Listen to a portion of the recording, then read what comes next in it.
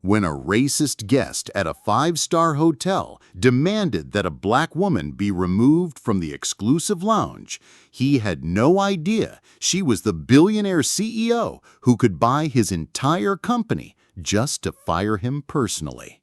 Watch as Richard Harrington threatens to destroy a hotel manager's career for refusing to discriminate, while the woman he's targeting calmly asks one strategic question that exposes his greatest vulnerability. But when Dr. Alani Vance makes a single phone call ordering the immediate acquisition of Sterling Robotics for $500 million, the entire lounge witnesses the most spectacular corporate revenge in business history.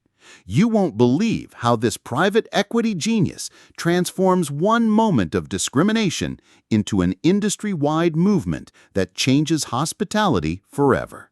Stay until the end to see how true power doesn't just punish prejudice, it builds systems that prevent it from ever happening again. She had no idea that the racist guest demanding her removal was about to discover that she owned not just the hotel he was staying in, but could buy and destroy his entire career with a single phone call. What happened next would prove that true power doesn't announce itself with arrogance, but reveals itself through quiet, devastating precision. Dr. Alani Vance adjusted her simple black dress as she settled into the plush leather armchair in the Founders Lounge at the Pinnacle Grand, one of Manhattan's most exclusive luxury hotels. To the other guests sipping their $20 cocktails and discussing their latest business ventures, she appeared to be just another successful professional enjoying an afternoon coffee. They couldn't see the irony of what they were witnessing. The woman they were casually ignoring owned everything they were touching, from the crystal glasses in their hands to the imported marble beneath their feet. At 38, Alani had built Vanguard Holdings into one of the most powerful private equity firms in the world, with a portfolio worth over $15 billion. While other billionaires chased magazine covers and social media fame, she had deliberately cultivated invisibility, letting her acquisitions speak louder than her personality. Most of Wall Street knew the name Vanguard Holdings, but few could identify the brilliant black woman who had transformed it from a small investment firm into a corporate empire that could acquire entire industries on a whim. The Pinnacle Grand was her newest acquisition, purchased just 6 weeks ago as part of a luxury hospitality expansion strategy. But Alani wasn't here for a typical owner's inspection or a champagne celebration with the board of directors. She was conducting what she called a reality audit, the kind of undercover assessment that revealed the true character of the businesses she owned when they thought no one important was watching. The genius of being invisible to your own employees and customers is that they show you exactly who they really are when they believe their actions have no consequences. Alani had learned this lesson early in her career, watching how people's behavior changed dramatically once they discovered her net worth and influence. Now she used that invisibility as a strategic advantage, gathering intelligence that no amount of formal reporting could provide. Today's mission was particularly important because the Pinnacle Grand catered to an elite clientele, the kind of wealthy, powerful individuals who expected perfection in every detail of their experience. But Alani suspected that the hotel's definition of elite might be dangerously narrow, potentially excluding people who looked like her, regardless of their qualifications or achievements. She needed to know if her newest investment was providing world-class service to all guests, or if it was operating with the kind of subtle discrimination that could destroy both its reputation and her returns. As she sipped her perfectly prepared Ethiopian coffee and observed the interactions around her, Alani was also conducting a more personal experiment. She wanted to understand what it felt like to be a guest in her own hotel, to experience the service and atmosphere from the perspective of someone who might face assumptions based on her appearance rather than her bank account. It was both a business strategy and a form of social research, designed to inform future policies across her entire hospitality portfolio. The leather portfolio beside her chair contained detailed financial reports about the hotel's performance, but those numbers could only tell part of the story. The real test of any luxury establishment wasn't in its profit margins or occupancy rates, but in how it treated every guest with dignity and respect, regardless of their background. Alani was about to discover whether the Pinnacle Grand lived up to the values she expected from her investments, or whether it harbored the kind of toxic culture that she had spent her career working to eliminate.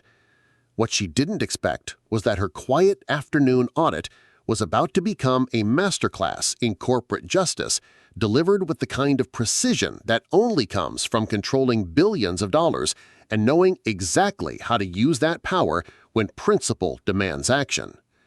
If stories of hidden power and justice against prejudice inspire you as much as they inspire us, hit that like button and let us know in the comments what you think about using business success to fight discrimination.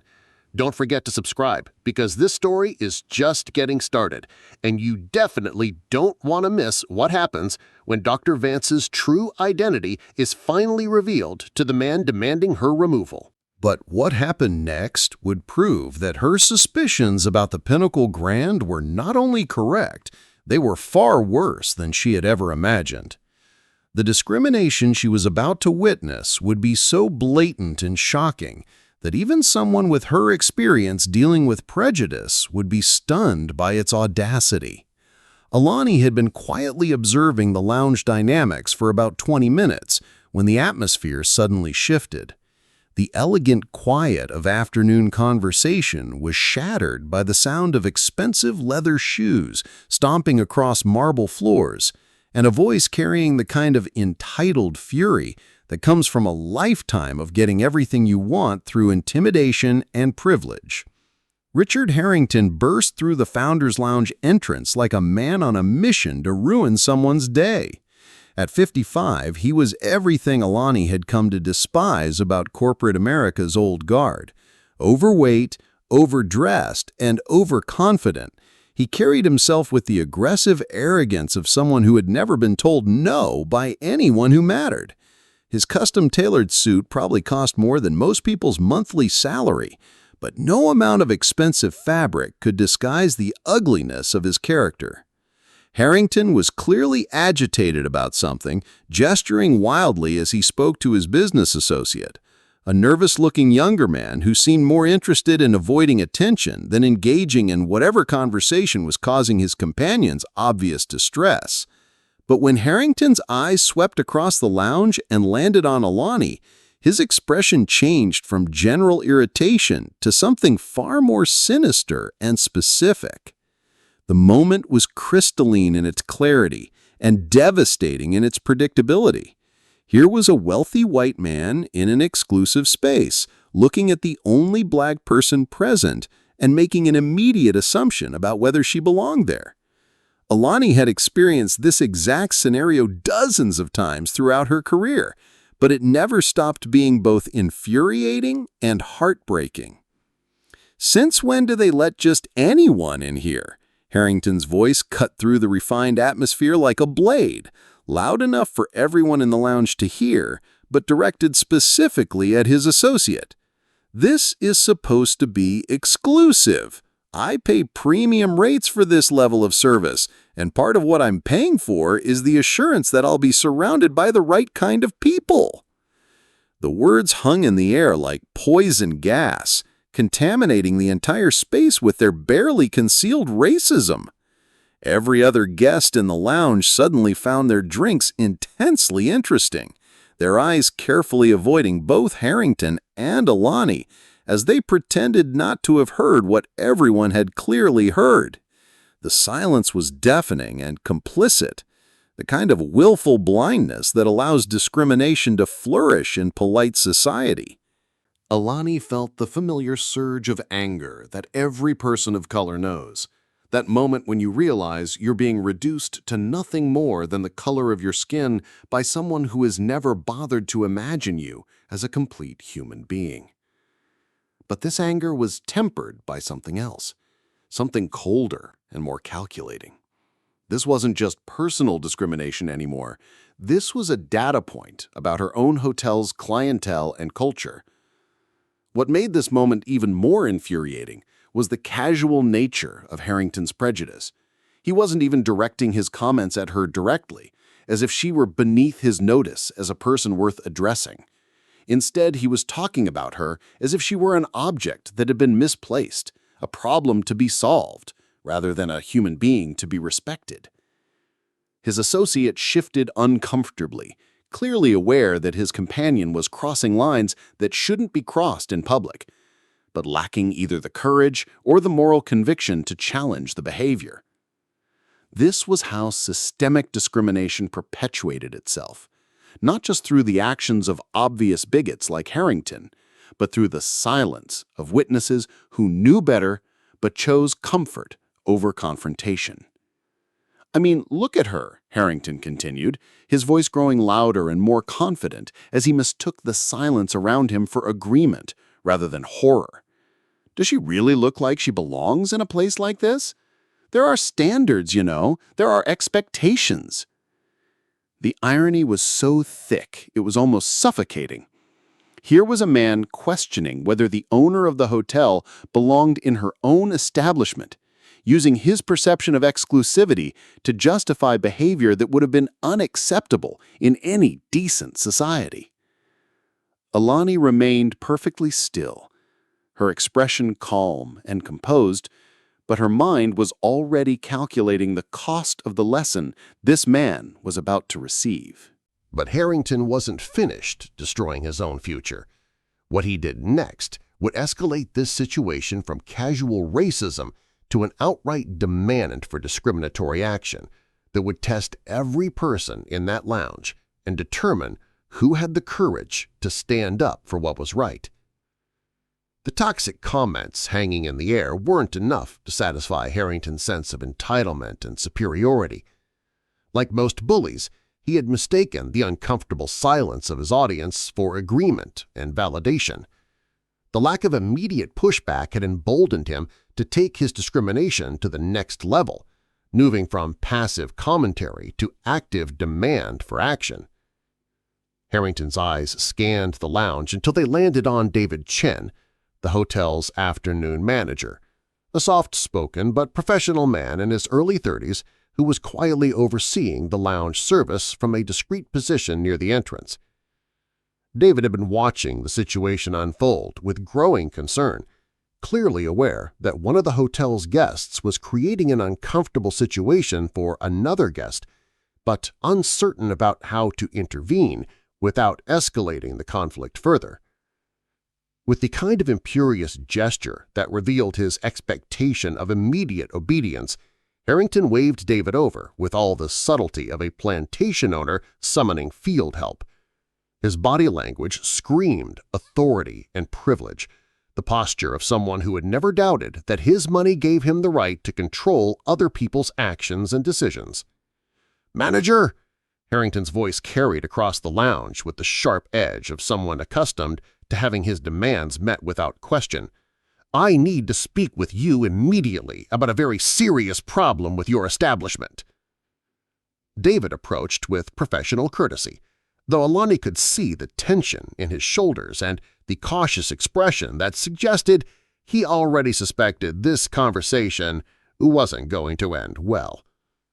"Good afternoon, sir. I'm David Chen, the afternoon manager. How can I assist you today?"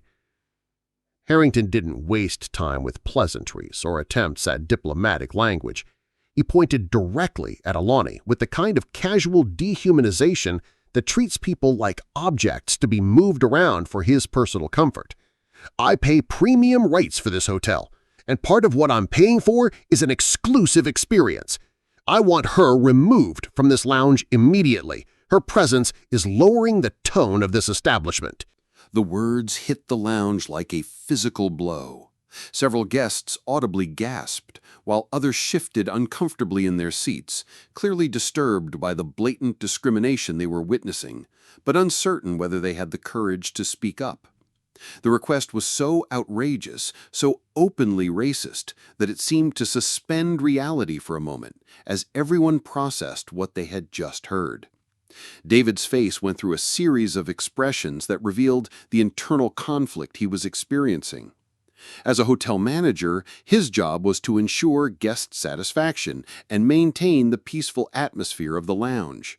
But he was also a decent human being who understood that what Harrington was demanding wasn't just morally wrong, it was potentially illegal discrimination that could destroy both his own career and the hotel's reputation. "Sir," David began carefully, his voice measured and professional despite the obvious stress of the situation, "I'm not sure I understand your concern. All of our guests who have access to the Founders Lounge have been verified according to our standard protocols. Every person here has the appropriate room key and has met our membership requirements." But Harrington's sense of entitlement had reached levels that defied all logic and decency. "I don't care about your protocols or your room keys," he snarled, his voice rising to a level that ensured everyone in the lounge could hear every word of his discriminatory demand. "Look at her! Does she really look like she belongs in a place like this? I'm telling you that her presence is making me and other guests uncomfortable, and I expect you to handle this situation immediately." The threat was implicit, but unmistakable. Harrington was using his status as a paying customer to demand that the hotel engage in racial discrimination, threatening consequences if his demands weren't met. He was testing whether the hotel's commitment to customer service extended to enabling and enforcing prejudice. Alani watched this exchange with fascination and growing anger. This wasn't just about her anymore. This was about whether the Pinnacle Grand would choose to protect the dignity of all its guests or whether it would cave to the pressure of one racist customer who believed his money gave him the right to determine who deserved respect and who didn't. David stood at a crossroads that would define not just his own character, but the character of the institution he represented. Everyone in the lounge was about to discover what kind of man he really was when principle and pressure collided.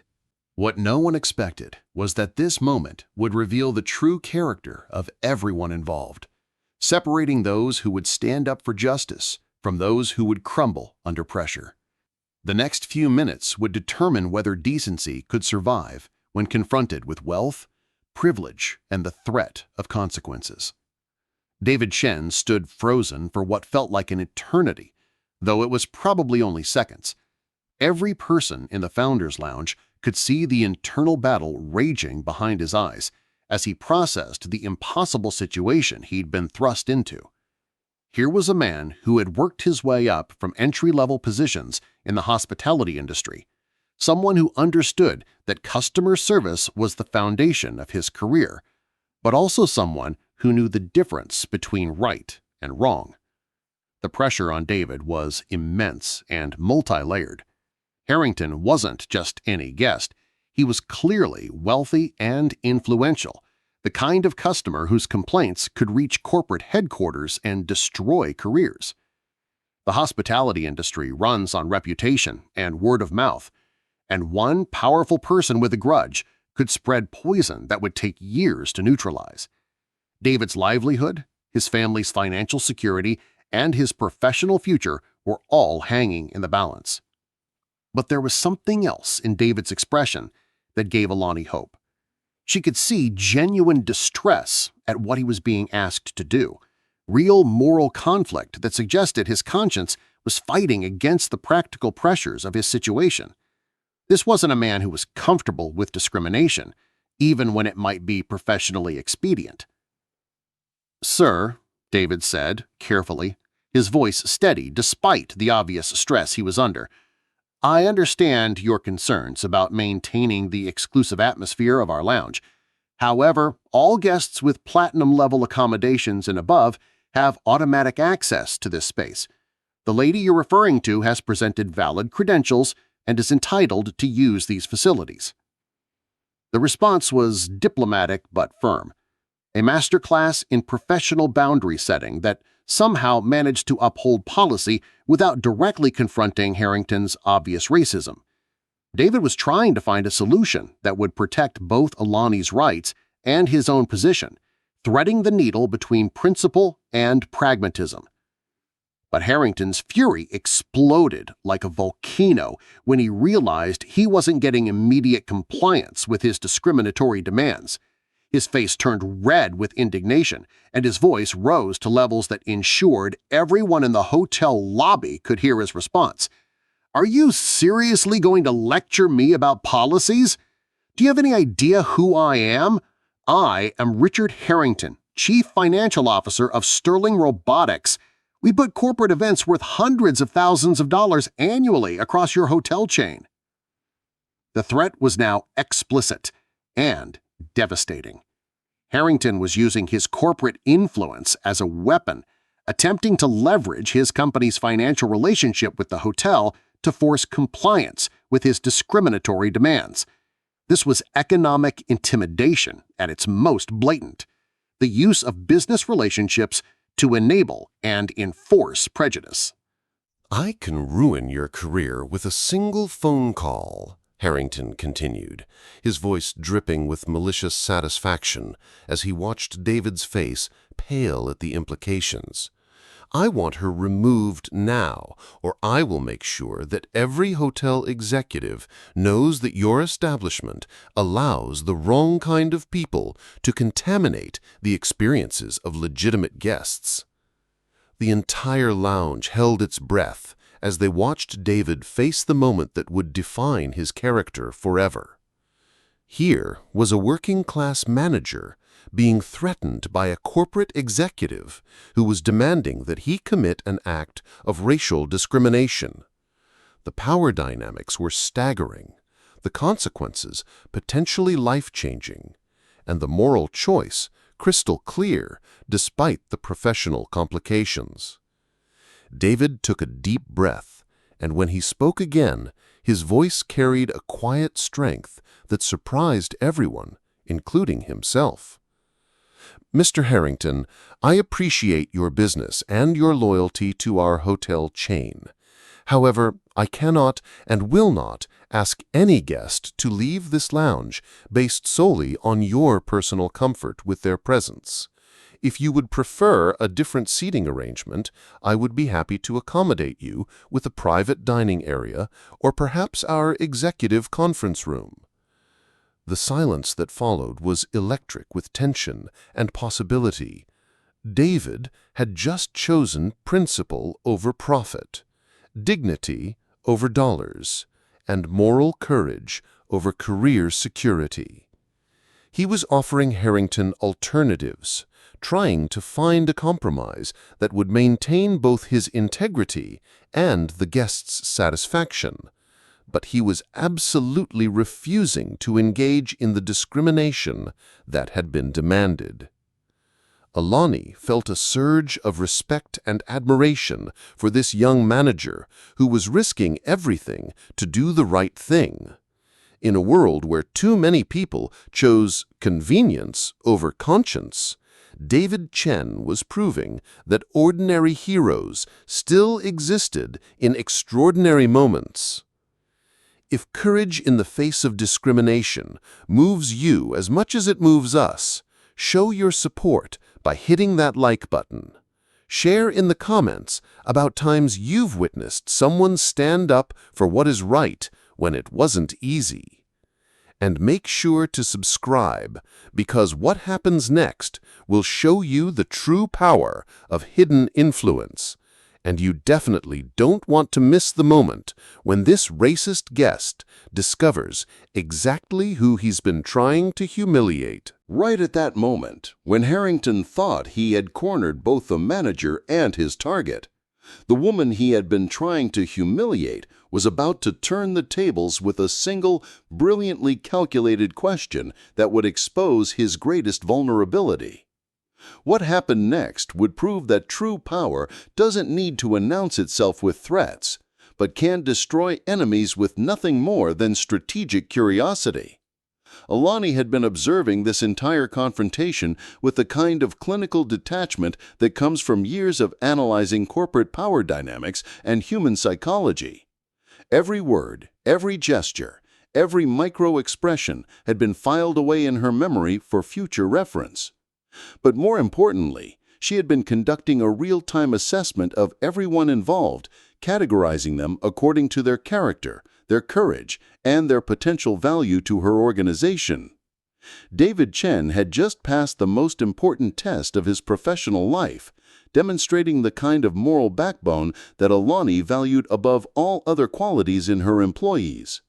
His willingness to risk his career rather than engage in discrimination had immediately elevated him from unknown hotel manager to someone worthy of her attention and investment. In her world, integrity was the rarest and most valuable commodity, and David had just proven he possessed it in abundance. Harrington, on the other hand, had revealed himself to be exactly the kind of toxic executive that Alani had spent her career either avoiding or destroying. His casual racism, his abuse of corporate power, and his willingness to threaten innocent employees for his own comfort had painted a complete picture of his character. He was a problem that needed to be solved, and Alani was already calculating the most efficient and devastating way to solve it. But what fascinated her most was the strategic opportunity that Harrington had unknowingly created. In his arrogance and fury, he had revealed crucial information about his corporate position and influence. He had told everyone in the lounge exactly where he worked, what his title was, and how much corporate leverage he believed he possessed. He had essentially handed her a roadmap for his own destruction. The timing was perfect for her intervention. David had proven his worth and earned her protection. Harrington had revealed his vulnerability and confirmed his worthlessness. The stage was set for a masterclass in strategic manipulation, delivered with the kind of precision that only comes from controlling billions of dollars and knowing exactly how to use that power for maximum impact. Alani rose from her chair with the fluid grace of someone completely comfortable in her own skin and confident in her own abilities. Every movement was deliberate and controlled, designed to project calm authority without revealing the devastating capabilities that lay beneath her composed exterior. She approached the confrontation zone with the kind of serene confidence that immediately commanded attention from everyone in the lounge. "Excuse me," she said, her voice cutting through the tension with perfect clarity and politeness. "I couldn't help but overhear your conversation, and I have to say, I'm genuinely curious about something." Harrington turned toward her with barely concealed irritation, clearly annoyed that the object of his discrimination was daring to insert herself into what he considered a private business discussion. His expression showed the kind of dismissive contempt that he probably used on anyone he considered beneath his notice, which appeared to include most of the human race. "This doesn't concern you," he snapped, his tone dripping with condescension and entitlement. But Alani's smile remained perfectly pleasant and disarmingly innocent, the expression of someone who was either completely oblivious to his hostility or utterly unconcerned by it. "Oh, I understand completely, and I certainly don't want to intrude on your business discussions. It's just that you mentioned you're an executive, and I have to confess, I'm always fascinated by successful business leaders." The flattery was subtle but effective, appealing to Harrington's obvious narcissism and need for recognition. Like most egotistical executives, he was completely susceptible to praise and attention, especially when it came from someone he was trying to intimidate. His posture straightened slightly, and his expression shifted from pure annoyance to grudging interests in this unexpected acknowledgement of his importance. "I work in business myself," Alani continued, her tone conversational and genuinely interested, "and I'm always curious about the companies that attract such obviously successful executives. You clearly carry yourself with real authority, so I'm wondering which company has the pleasure of your leadership?" The question was perfectly crafted to appeal to every aspect of Harrington's personality that made him dangerous and vulnerable. It stroked his ego by acknowledging his authority. It positioned him as someone worth knowing about. It invited him to brag about his position and influence. Most importantly, it encouraged him to provide exactly the information that Alani needed to destroy him completely. Harrington practically preened under the attention, his chest puffing out with pride as he prepared to deliver what he clearly considered to be impressive credentials. This was a man who defined his entire self-worth through his corporate title and financial influence, and he was being given the perfect opportunity to show off both. "I am Richard Harrington," he announced, with the kind of theatrical pride usually reserved for royalty introducing themselves at state functions. "Chief Financial Officer of Sterling Robotics. We're one of the leaders in advanced automation technology, with over $2 billion in annual revenue and operations across 12 countries." The information hung in the air like a perfectly thrown dart hitting its target. Harrington had just handed Alani everything she needed to know about his professional life, his corporate vulnerabilities, and most importantly, the exact pressure points she would need to apply to deliver the most devastating possible consequences for his behavior. But she maintained her expression of polite interest and impressed curiosity, as if she were just another guest who was suitably awed by his corporate credentials. "Sterling Robotics? How impressive! That's quite an accomplishment. You must be very proud of what you've built there."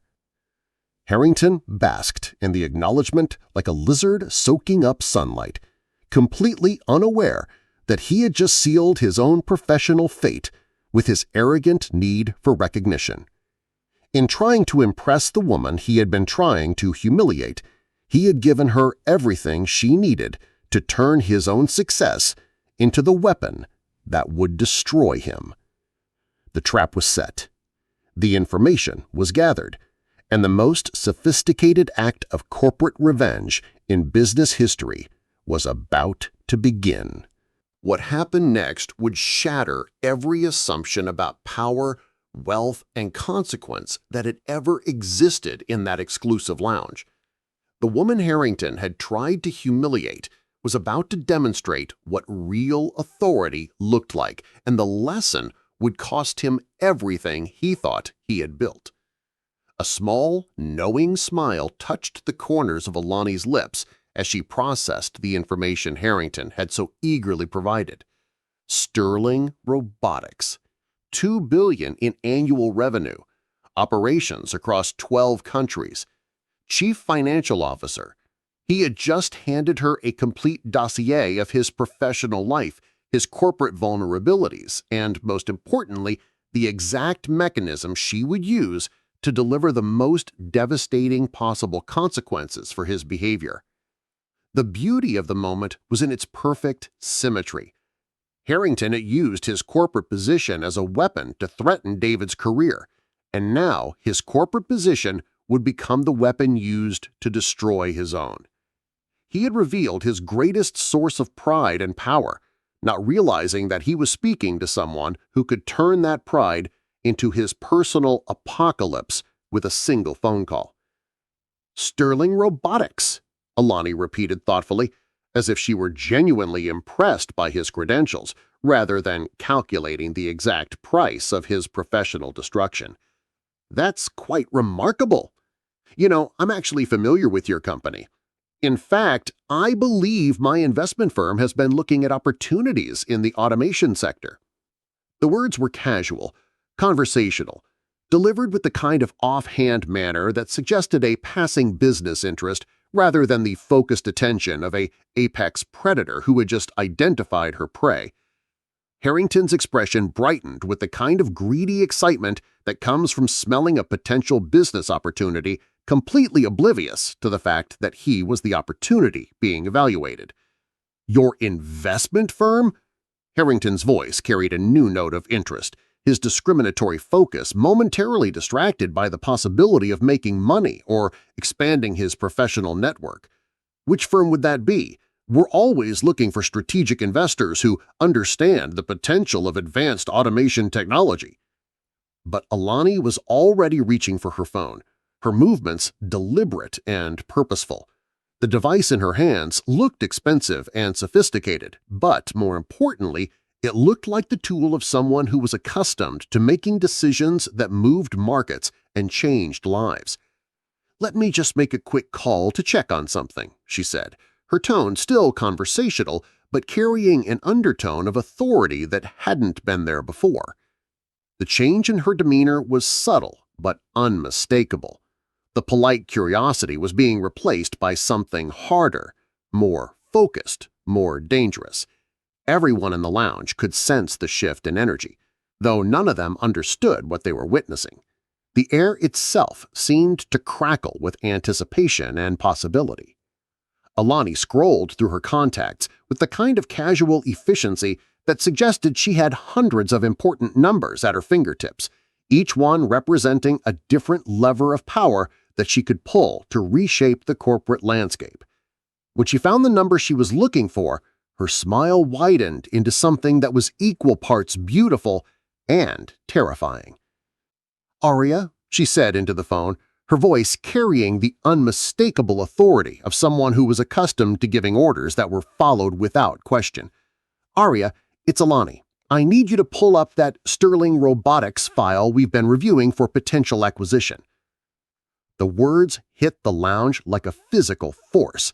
Harrington's face went from interested to confused to concerned in the space of seconds as he began to process what he was hearing. This wasn't a casual business inquiry. This was something far more serious and potentially catastrophic for his professional future. Yes, the automation company with operations across 12 countries. Alani continued, her eyes never leaving Harrington's face as she watched him begin to understand the magnitude of what was happening. Annual revenue around $2 billion, based in Manhattan, currently led by a CFO named Richard Harrington. The mention of his name in that context sent visible shockwaves through Harrington's entire body. His face went pale, his hands began to tremble slightly, and his mouth opened and closed several times without producing any sound. He was beginning to realize that this conversation wasn't about a potential investment opportunity, it was about the potential end of everything he had worked to achieve. "That's the one," Alani said, her voice growing colder and more businesslike with each word. "I want you to contact their board of directors immediately. Tell them we're prepared to make an acquisition offer that they won't be able to refuse. Whatever their current market valuation is, I want you to offer 20% above that figure." The silence in the lounge was so complete that the ticking of the antique clock on the wall sounded like gunshots.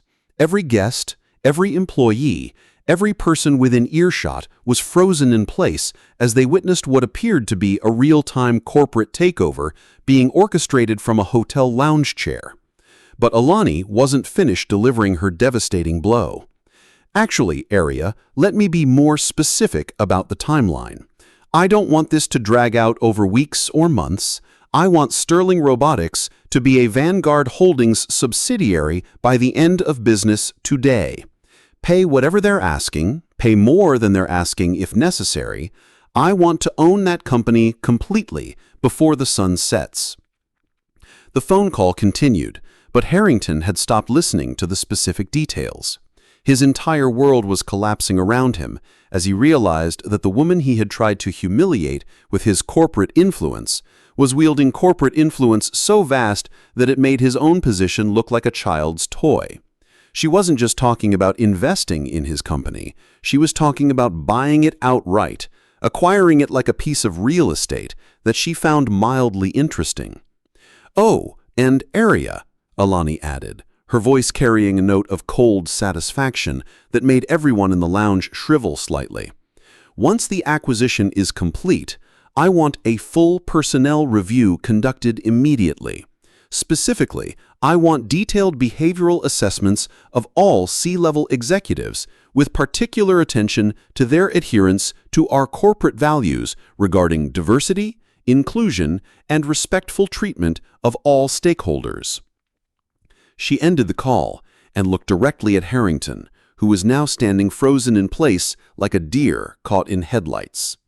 The arrogant, bullying executive who had demanded her removal from the lounge had been replaced by a terrified man who was just beginning to understand that he had picked a fight with someone who could erase his entire career with the same casual ease that most people order coffee. "Mr. Harrington," Alani said, her voice now carrying the full weight of her authority and power, "I believe we were discussing your position at Sterling Robotics. I'm very much looking forward to learning more about your leadership style and your commitment to creating an inclusive, respectful workplace environment." The trap had been sprung, the acquisition was in motion, and the most sophisticated act of corporate justice in business history was about to begin. But the acquisition was only the beginning of the most sophisticated and devastating form of corporate justice ever witnessed in the business world. What Alani had planned for Harrington would redefine the very concept of consequences and prove that true power doesn't just punish bad behavior, it transforms entire systems to prevent it from happening again. Alani ended her phone call and slipped the device back into her purse with the casual grace of someone who had just ordered lunch, rather than orchestrated the hostile takeover of a multi-billion-dollar corporation. The silence in the Founders Lounge was so profound that it felt like the entire world had stopped breathing, waiting to see what would happen next in this impossible scene that was unfolding before their eyes. Harrington stood frozen in place, his face cycling through every shade of pale as the full magnitude of what he had just witnessed crashed down on him like an avalanche of professional consequences. His mouth opened and closed repeatedly, producing no sound, as his brain struggled to process the reality that the woman he had tried to humiliate had just casually purchased his entire company for the apparent purpose of destroying his career. Harrington finally managed to stammer, his voice cracking with the kind of desperation that comes from watching your entire life's work evaporate in real time. "I don't understand. How could you possibly... Who are you?" The question hung in the air, like a confession of his own ignorance and arrogance. Here was a man who had spent the last hour making assumptions about someone based on nothing more than her appearance, and now he was discovering that those assumptions had led him to attack the most powerful person he would ever encounter in his professional life. Alani looked at him with the kind of cool assessment that a scientist might use when examining an interesting but ultimately disposable specimen. "My name is Dr. Alani Vance," she said, her voice carrying the weight of authority that comes from controlling $15 billion and knowing exactly how to use that power when principle demands action. "I am the founder and CEO of Vanguard Holdings, and as of approximately 10 minutes ago, I am your new employer." The words hit Harrington like physical blows, each syllable carrying the force of his own professional destruction. Dr. Alani Vance? Vanguard Holdings? The names were legendary in private equity circles, whispered about in boardrooms and business schools as examples of the kind of financial power that could reshape entire industries with a single decision. And he had just spent an hour trying to have him removed from a hotel lounge because of the color of his skin. "Your first order of business as an employee of my company," Alani continued, her tone remaining perfectly professional despite the devastating nature of her words, "will be a meeting with our Human Resources Department tomorrow morning to discuss your severance package. I'm afraid that your behavioral patterns and leadership philosophy are incompatible with Vanguard Holdings' commitment to creating inclusive, respectful workplace environments." The irony was so perfect it was almost poetic. Harrington had used his corporate position to threaten David's job for refusing to engage in discrimination, and now his own corporate position was being used to deliver consequences for his discriminatory behavior. The very authority he had wielded as a weapon was being turned against him with surgical precision. But Alani wasn't finished delivering her lesson in corporate accountability. She turned her attention to David Chen, who was standing nearby in a state of shocked amazement, clearly struggling to process what he had just witnessed.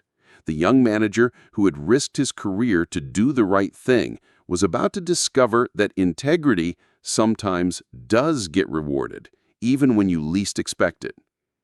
"Mr. Chen," Alani said, her voice warming considerably as she addressed the man who had proven his worth under pressure. "I want to thank you for upholding the values that should define every hospitality establishment. Your refusal to engage in discriminatory behavior, despite significant pressure and threats, demonstrates exactly the kind of leadership character that I value in my organizations." David's face showed a mixture of relief, gratitude, and continuing disbelief as he realized that his decision to stand on principle had not only been vindicated, but was being actively rewarded by someone with the power to make that reward meaningful. "Effective immediately," Alani continued, "I'm authorizing a 20% increase in this hotel's operational budget to be used specifically for staff development, enhanced training programs, and improved working conditions. Additionally, I'll be recommending you for accelerated advancement within our hospitality division, because leaders who demonstrate moral courage under pressure are exactly the kind of people I want managing my properties." The transformation in the lounge atmosphere was immediate and profound. What had begun as a scene of toxic discrimination and abuse of power had become a masterclass in how justice could be delivered when the right person possessed both the authority and the moral conviction to act decisively. Other guests in the lounge were beginning to whisper among themselves, some pulling out their phones to document what they were witnessing, others simply staring in amazement at the most spectacular display of comeuppance they had ever seen. Word was already beginning to spread through the hotel and beyond that something extraordinary was happening in the Founders Lounge. Harrington, meanwhile, had slumped into the nearest chair, his face buried in his hands as the full weight of his situation settled over him like a burial shroud. In the span of less than 2 hours, he had gone from being a powerful corporate executive to an unemployed pariah whose behavior would likely follow him for the rest of his professional life. "Mr. Harrington," Alani said, her voice cutting through his despair with clinical precision, "I want you to understand something very clearly. This isn't just about punishment. This is about transformation. Your behavior today represents exactly the kind of toxic leadership that prevents organizations from reaching their full potential. By removing you from a position of influence, I'm not just protecting future victims of your prejudice. I'm protecting the thousands of talented individuals who work for Sterling Robotics and deserve better leadership than you were capable of providing." She paused, letting the words sink in before delivering her final and devastating blow. "I suggest you use this experience as an opportunity for reflection and growth. Because if you don't learn from what happened here today, you'll discover that the business world is smaller than you think, and my memory is longer than you'd like." The message was clear, unmistakable, and absolutely terrifying in its implications. Harrington's behavior hadn't just cost him one job, it had potentially ended his entire career in corporate America, because he had chosen to discriminate against someone with the power to ensure that his actions would follow him wherever he tried to work. Justice had been served with precision, creativity, and devastating effectiveness, proving that sometimes the universe does provide perfect consequences for terrible behavior. What happened in the following weeks would prove the true transformation doesn't stop with individual justice, but extends to creating systems that prevent such discrimination from ever happening again. The ripple effects of that afternoon would reshape not just one hotel, but set a new standard for how the entire hospitality industry handled prejudice and protected dignity. Within 24 hours, word of what had transpired in the Founders Lounge had spread throughout Manhattan's business community like wildfire. The story of a racist executive being fired by the very woman he tried to humiliate became the kind of legend that gets told in boardrooms and business schools for decades. Richard Harrington's name became synonymous with the catastrophic consequences of workplace discrimination, a cautionary tale that reminded executives everywhere that their behavior could destroy them in ways they never imagined. But Alani's vision extended far beyond simply punishing one bigoted individual. True to her word, she implemented a revolutionary training program across all Vanguard Holdings hospitality properties, specifically designed to empower staff to protect guests from discrimination by other guests. The program became an industry model, teaching employees not just how to recognize bias, but how to intervene professionally while maintaining the dignity of everyone involved. David Chen's career trajectory became a testament to the power of choosing principle over profit. Within 6 months, he had been promoted to Regional Operations Director, overseeing guest experience standards across 12 luxury properties. His story became required reading in hospitality management programs, proving that integrity wasn't just morally right, it was professionally rewarding when the right people were watching. The Pinnacle Grand itself was transformed into a showcase of inclusive excellence.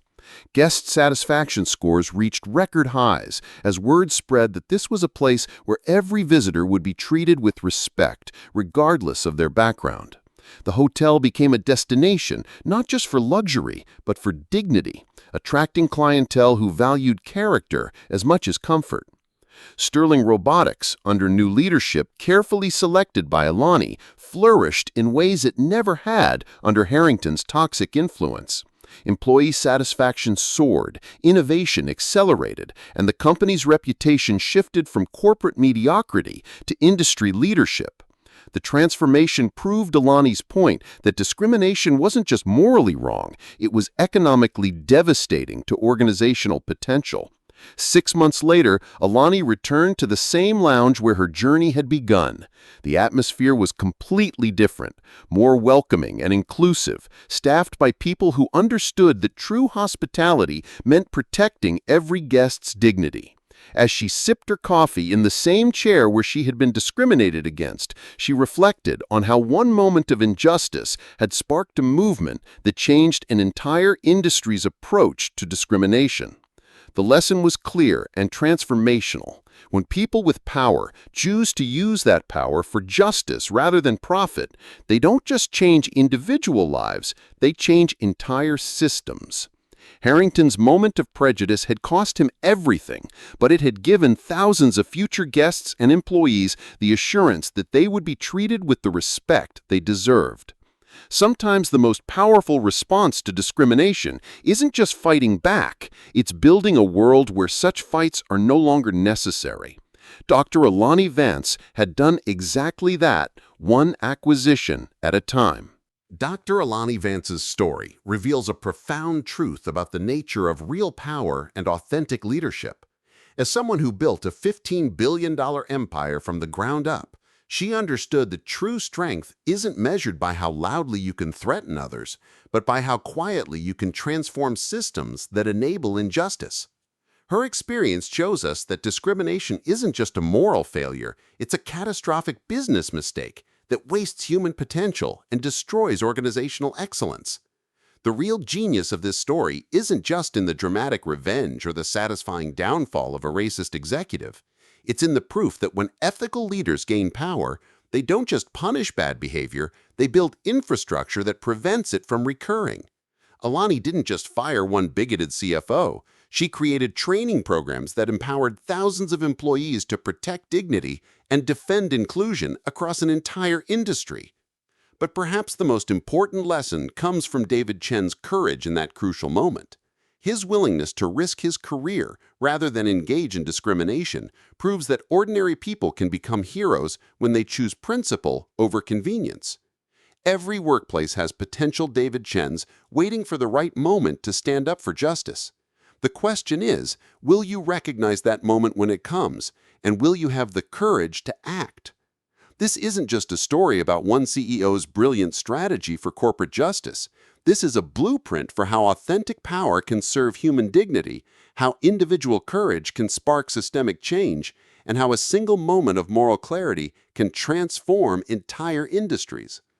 In a world where too many leaders use their influence to divide and diminish, Dr. Vance's example shows us what happens when someone with real power chooses to build bridges instead of walls. The hospitality industry is better today because one woman refused to accept discrimination as the price of doing business. Her story reminds us that change doesn't happen when good people stay silent. It happens when powerful people decide to use their influence for justice instead of just profit. If stories like this inspire you to believe that business can be a force for equality and human dignity, show your support by hitting that like button. Share in the comments about times you've witnessed courage in the face of discrimination, or tell us how you think business leaders should handle workplace bias. And don't forget to subscribe and ring that notification bell because we're bringing you more incredible stories of justice, transformation, and the kind of leadership that changes the world for the better. The next story might just show you how one person's courage can reshape an entire industry.